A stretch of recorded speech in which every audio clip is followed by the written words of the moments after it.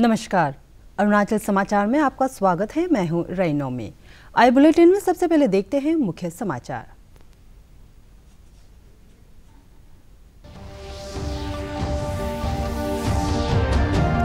अरुणाचल प्रदेश के पासीघाट में आज प्रधानमंत्री नरेंद्र मोदी ने किया चुनावी सभा को संबोधित। कहा, आजादी के 70 साल बाद अरुणाचल प्रदेश के हर घर में पहुंची बिजली।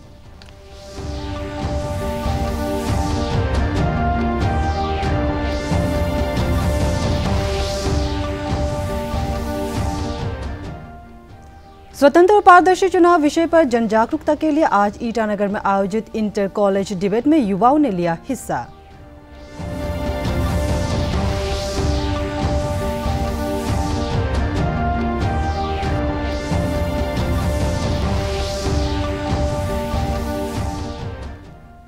उपराष्ट्रपति एम वेंकैया नायडू ने कहा, ऑनलाइन शिक्षा पढ़ाई का सर्वश्रेष्ठ माध्यम। इग्नू के 32वें दीक्षांत समारोह में आज उपराष्ट्रपति ने देश भर के 2 लाख से अधिक विद्यार्थियों को प्रदान की डिग्रियां।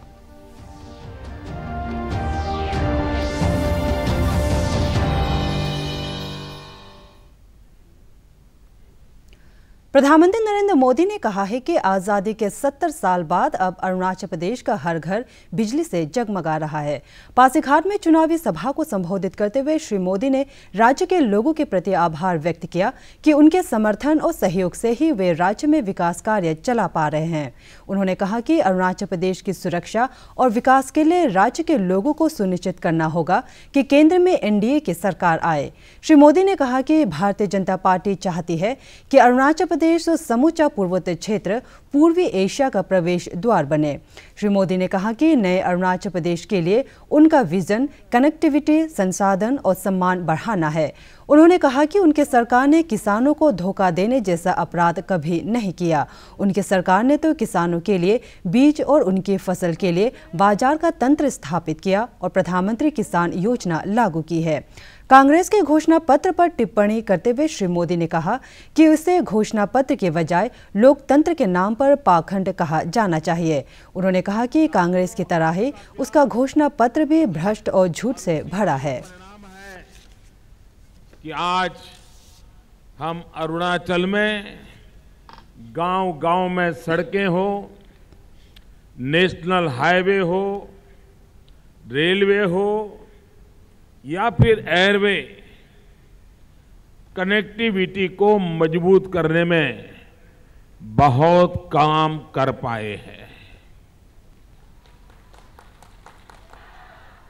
तेजू और पासीघाट में एयरपोर्ट, नाहरलगुन और गुवाहाटी के बीच चलने वाली अरुणाचल एक्सप्रेस, ऐसे अनेक प्रोजेक्ट आपके मजबूत विश्वास का ही परिणाम है।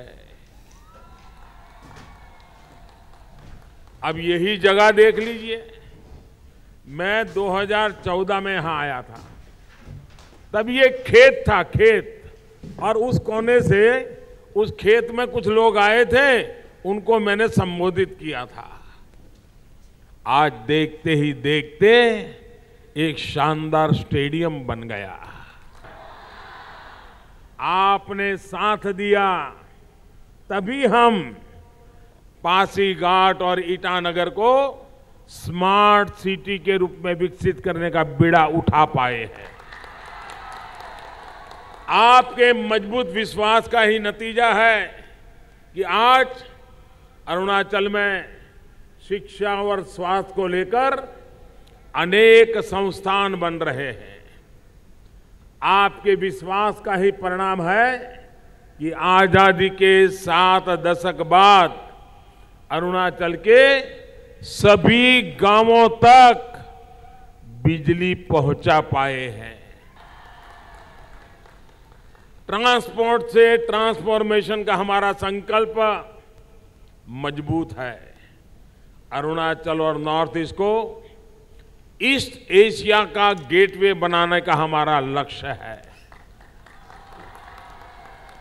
नए अरुणाचल के लिए बीजेपी का विजन है संपर्क, संसाधन और सम्मान। इसी संकल्प को पूरा करने के लिए एक बार फिर आप सभी का आदेश देने के लिए मैं और मेरे तमाम साथी आज आप सभी के बीच आए हैं। मुख्यमंत्री पेमा खांडू ने कहा है कि प्रधानमंत्री नरेंद्र मोदी के नेतृत्व में केंद्र की सरकार ने अरुणाचल प्रदेश के विकास पर विशेष ध्यान दिया है। पासीघाट में आज चुनावी रैली को संबोधित करते हुए उन्होंने कहा कि राज्य के जनता चुनाव में भाजपा उम्मीदवारों को जिताकर मोदी जी के हाथों को मजबूत करेगी। देश का चौकीदार कैसे हो? देश का चौकीदार कैसे हो?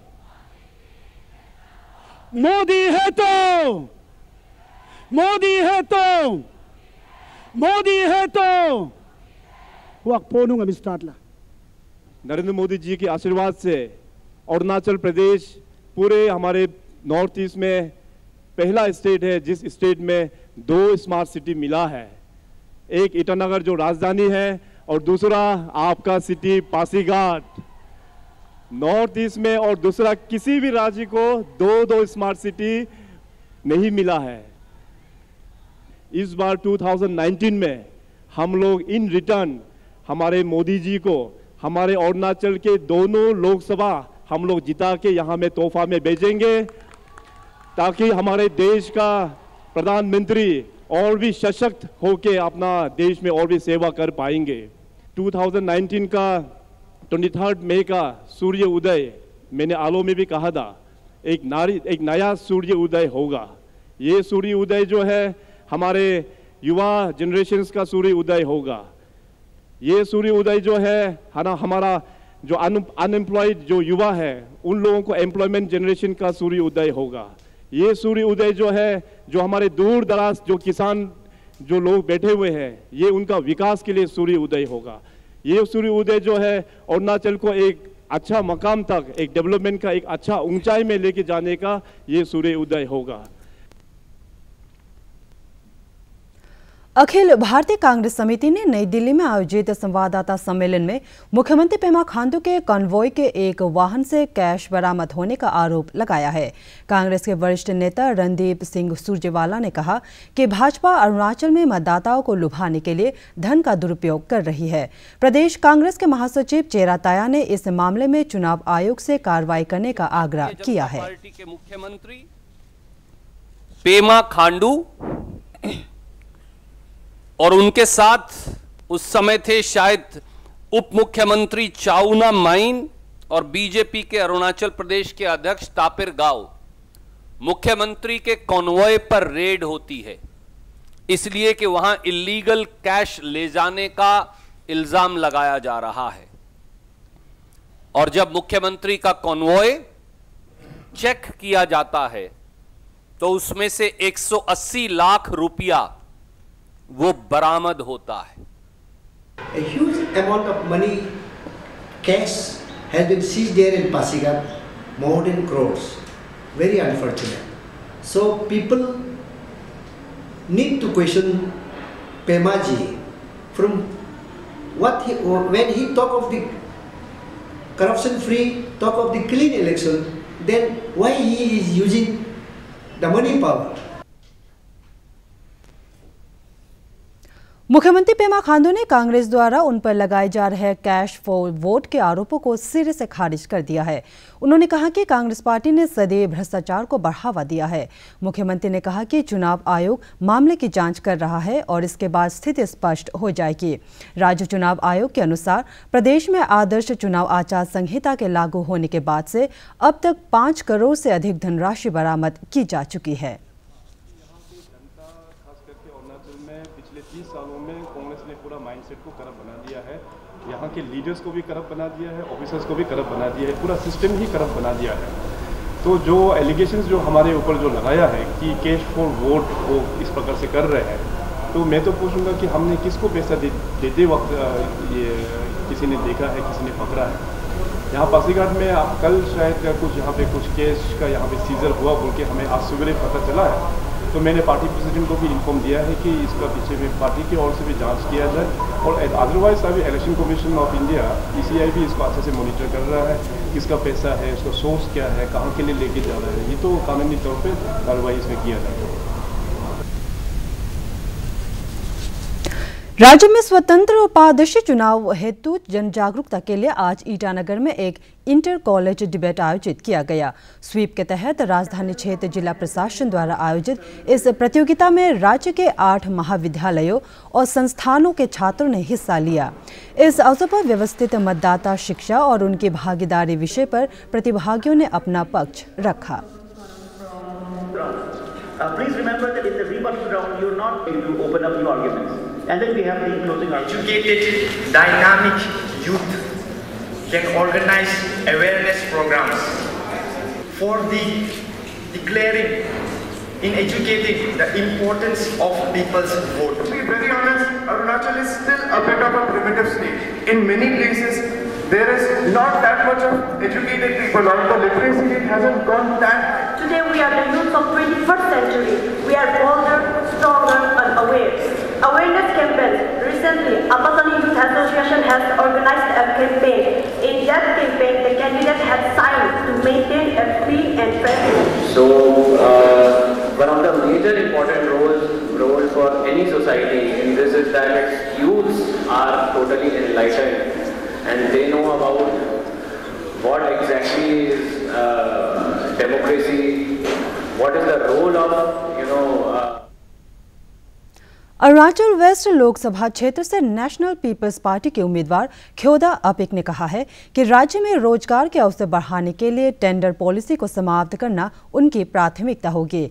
उन्होंने स्वास्थ्य और शिक्षा क्षेत्र में सुधार, भ्रष्टाचार पर नियंत्रण और योजनाओं के कार्यान्वयन को पारदर्शी बनाने के लिए संघर्ष करने का वादा किया है। टेंडर सिस्टम को खत्म करेगा, टेंडर सिस्टम को फाइट करेगा खत्म करने के लिए।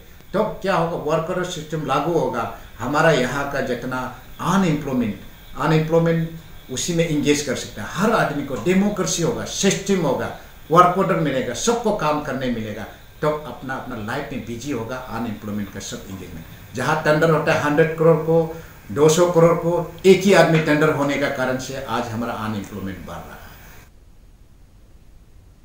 उपराष्ट्रपति एम वेंकैया नायडू ने कहा है कि ऑनलाइन शिक्षा पढ़ाई का सर्वश्रेष्ठ माध्यम है क्योंकि इसकी पहुंच इंटरनेट के जरिए देश के हर कोने में है।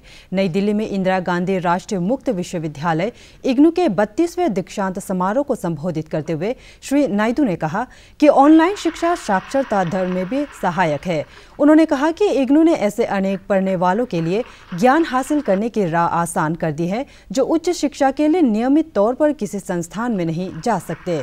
उपराष्ट्रपति ने प्रसन्नता व्यक्त की कि इग्नू ने भारतीय सेना, नौसेना और असम राइफल्स जैसे सुरक्षा बलों के लिए 11 अलग क्षेत्रीय केंद्र स्थापित किए हैं। उन्होंने विश्वास व्यक्त किया कि दूरस्थ शिक्षा सुविधा से सुरक्षा बल के अधिकारी और सैनिक अपनी पढ़ाई जारी रख सकते हैं। इस अवसर पर श्री नायडू ने विश्वविद्यालय में देश भर के 2 लाख से अधिक विद्यार्थियों को डिग्रियां प्रदान की। Indira Gandhi national open university IGNOU के क्षेत्रीय केंद्र ईटानगर में आयोजित दीक्षांत समारोह में राजीव गांधी विश्वविद्यालय के कुलपति प्रोफेसर साकेत खुशवाहा ने विभिन्न पाठ्यक्रमों को सफलतापूर्वक पूरा करने वाले छात्र छात्राओं को डिग्री प्रदान किया। उन्होंने कहा कि इग्नू दूर दराज के इलाकों को और नौकरी पेशा लोगों के लिए भी उच्च शिक्षा का महत्वपूर्ण माध्यम है। Program NSO, Mr. Tapi Tamam. This is Yaka Kiba, Program NSO. Program NAH.